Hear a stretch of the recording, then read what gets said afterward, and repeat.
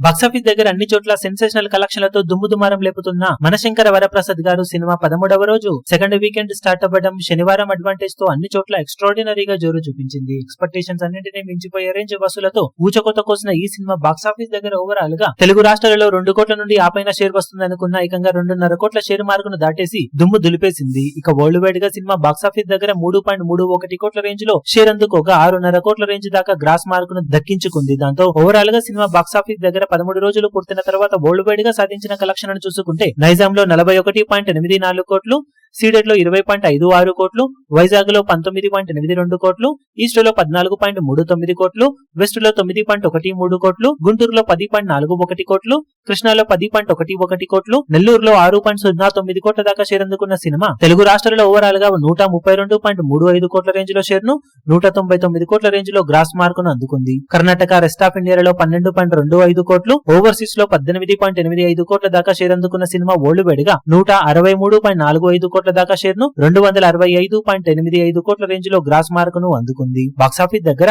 122 కోట్ల break even target తో బరిలోకి దిగిన ఈ సినిమా ఇప్పటి వరకు సాధించిన కలెక్షన్లతో 41.45 కోట్ల రేంజ్ లో ప్రాఫిట్ ను సొంతం చేసుకుని సూపర్ హిట్ గా దూసుకుపోతూ ఉంది.